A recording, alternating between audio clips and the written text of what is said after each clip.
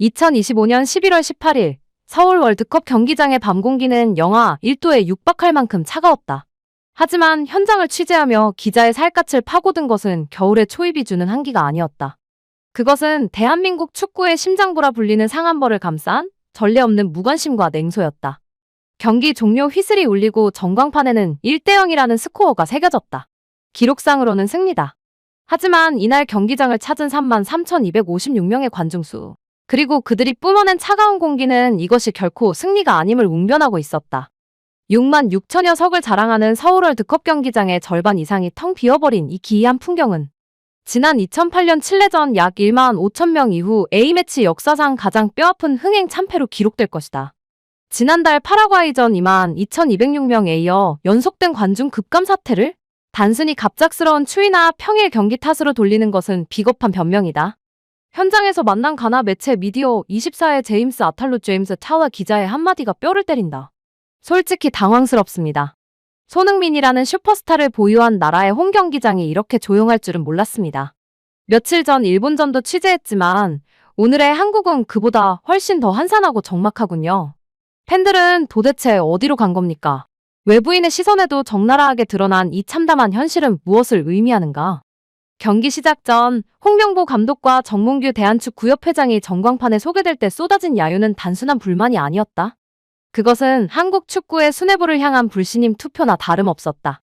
붉은 악마의 함성이 사라진 자리를 채운 것은 30여 명 남짓한 가나 원정 응원단의 목소리와 우리 축구의 추락을 지켜보는 팬들의 한숨뿐이었다.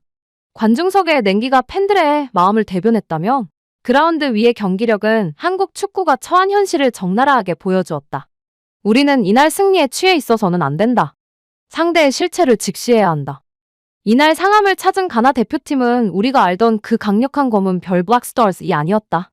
모하메드 쿠두스 웨스트햄, 토마스 파티 아스널, 조르당 아예우 레스터시티 등 유럽 빅리그를 호령하는 핵심 주전들이 모두 빠진 사실상의 1.5군 혹은 2군 전력이었다. FIFA 랭킹 73위, 그것도 주전 6명이 빠진 팀을 상대로 홍명보는 최정예 멤버를 가동했다. 손흥민, 김민재 바이에른 미넨, 이강인 PSG 등 이름값만으로도 압도적인 선수들을 내세웠다. 그러나 결과는 어떠했는가? 전반전 45분 동안 대한민국이 기록한 슈팅 숫자는 단 1개. 이것은 실화다. 전반 내내 한국은 점유율만 높았을 뿐 상대 위험 지역인 파이널 서드 파이널 3로의 진입조차 버거워했다. 중원에 배치된 옌스 카스트로프와 권혁규는 상대의 압박에 고전하며 백패스와 횡패스만을 남발하는 유자형 빌드업 U-쉐입 빌드업이 늪에 빠졌다. 창의성은 실종됐고 투지는 보이지 않았다. 오히려 가슴을 쓸어내려야 했던 쪽은 한국이었다. 후반 8분 가나의 프린스 아두가 수비 뒷공간을 허물고 골망을 흔들었을 때, 그리고 후반 39분 조나스 아드제티에게 실점을 허용했을 때 상한벌은 침묵에 빠졌다. 두 장면 모두 비디오 판독 끝에 오프사이드로 선언되며 구사일생했지만 이는 명백한 전술적 패배였다. 후반 17분 이강인의 왼발 크로스를 이태석이 머리로 받아 넣은 결승골은 약속된 플레이라기보다 선수 개인의 기량 클래스이 만들어낸 산물이었다. 황희찬이 얻어낸 페널티킥조차 실축으로 이어진 장면은 이날 경기가 얼마나 풀리지 않았는지를 보여주는 상징적인 장면이었다. 73위 팀의 2군을 상대로 홈에서 VAR의 도움을 받아 간신히 1대0 신승을 거둔 이 경기를 두고 누가 승리라 말할 수 있겠는가. 이것은 명백한 졸전이며 다가올 2026 월드컵을 앞두고 울리는 재앙의 경보음이다. 하지만 진정한 공포는 스코어나 관중석의 빈자리가 아니었다. 벤치로 물러난 캡틴 손흥민의 표정, 그리고 그가 그라운드 위에서 보여준 무언의 절규가 가리키는 곳에는 홍명보가 애써 외면하고 있는 치명적인 구조적 결함이 도사리고 있었다. 우리가 가나전에서 목격한 답답함의 근원은 명확하다. 바로 허리의 실종이다. 현대의 축구에서 미드필드는 심장과도 같다. 혈액을 공급하고 산소를 불어넣어야 할 심장이 멈추면 손발 공격수은 괴사할 수밖에 없다. 이날 홍명보 감독이 들고 나온 전술은 사실상 전술 부재에 가까웠다. 중원에 배치된 옌스 카스트로프와 권혁규 조합은 가나의 기동력에 밀려 수비 라인 보호도 전방으로의 볼 배급도 해내지 못했다. 공은 수비수 김민재와 조유민의 발끝에서 출발의 측면에 이태석, 서령우에게 전달된 뒤 다시 뒤로 돌아오는 무의미한 궤적만을 그렸다. 소위 말하는 유자형 빌드업의 전형적인 폐해다. 축구 팬들은 이를 두고 좀비 축구라 부른다. 죽지도 않지만 그렇다고 살아있는 것처럼 생동감 믿지도 않은 축구. 후반 들어 홍 감독은 서민우와 김진규를 투입하며 변화를 꾀했지만 이는 선수의 교체였지 전술의 수정이 아니었다. 결국 골은 전술적인 약속 셋 플레이나 유기적인 패스워크 파스워크가 아닌 이강인이라는 천재의 개인기에서 나왔다. 후반 17분 이강인이 오른쪽 측면에서 개인 능력으로 만들어낸 크로스가 없었다면 우리는 가나 2군을 상대로 0대0 무승부 혹은 그 이상의 참사를 맞이했을지도 모른다. 감독의 전술이 선수를 살리는 것이 아니라 선수의 개인 기량이 감독의 수명을 연장시켜주는 주객전도의 상황. 이것이 현재 대한민국 대표팀의 슬픈 자화상이다. 손흥민이 지적한 결정적 문제, 우리는 각자 도생하고 있다. 이러한 전술적 빈곤 속에서 가장 큰 피해자는 단연 주장 손흥민이었다. 이날 손흥민은 그라운드 위에 있었지만 보이지 않았다. 정확히 말하면 그가 보일 수 있는 위치에 공이 도달하지 않았다. 세계 최고의 피니셔 중 한 명인 그가 공을 받기 위해 하프라인 아래까지 내려와야 했던 장면은 이 팀의 구조적 결함을 단적으로 보여준다. 전방에 고립된 손흥민은 외로워 보였다. 오영규와 함께 투톱 혹은 윙어로 나섰지만 중원에서의 지원 사격이 끊기자 그는 스스로 미드필더 역할까지 수행하려 했었다. 하지만 이는 손흥민의 장점인 폭발적인 배후 공간 침투와 결정력을 스스로 지우는 결과를 낳았다. 후반 16분 손흥민이 조규성과 교체되어 나갈 때 그의 표정에는 육체적 피로보다 더 깊은 정신적 허탈함이 묻어났다. 벤치에 앉은 그의 굳은 얼굴은 무언의 항변처럼 보였다. 시스템이 나를 받쳐주지 않는다. 우리가 팀으로서 싸우는 것이 아니라 각자가 알아서 살아남아야 한다. 손흥민이 비록 직접적인 인터뷰는 없었을지라도 온몸으로 웅변한 문제는 바로 이것이다. 김민재가 뒤에서 다 막아내고 이강인이 앞에서 다 뚫어내고 손흥민이 어떻게든 한 방을 터뜨려주길 바라는 요행수 축구. 조직력 커히전은 사라지고 선수 개개인의 이름값에만 의존하는 각자도생의 축구. 가나전 승리는 황희찬의 PK 실축과 졸전 속에서 이강인의 번뜩임으로 겨우 덮어졌지만 그 안에서 손흥민은 철저히 고립되었다.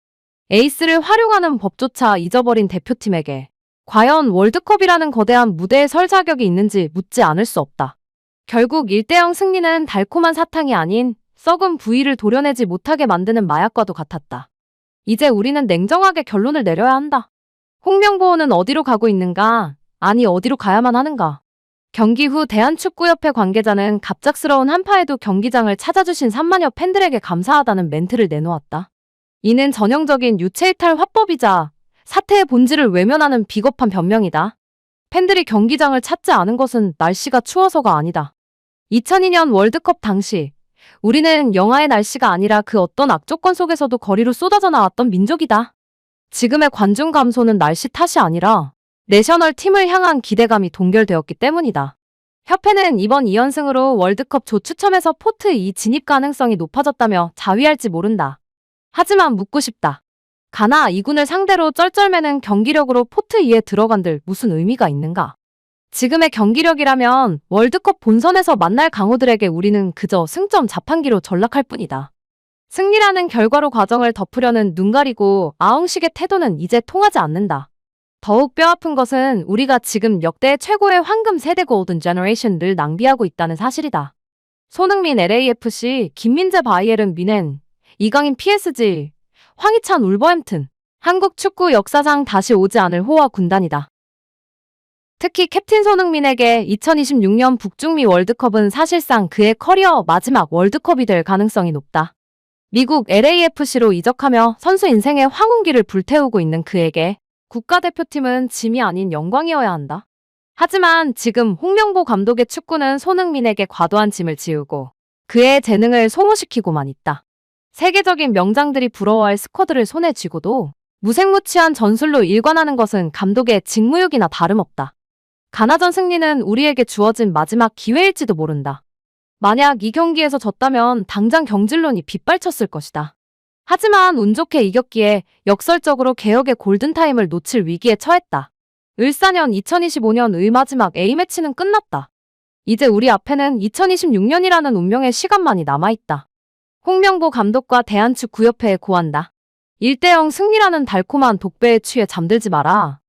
3만 개의 빈좌석이 보내는 침묵의 경고를 무시하지 마라. 지금 당장 전술적 환골탈태 이 뼈를 깎고 살을 도려내는 변화가 없다면 혹은 그 변화를 감당할 능력이 없다면 과감한 결단이 필요하다. 가나 이군에게도 휘둘리는 종이 호랑이에게 세계 무대의 문은 열리지 않는다. 손흥민이 벤치에서 보여준 그 허탈한 표정이 1년 뒤 월드컵 본선에서 우리 국민 모두의 표정이 되지 않기를 바란다.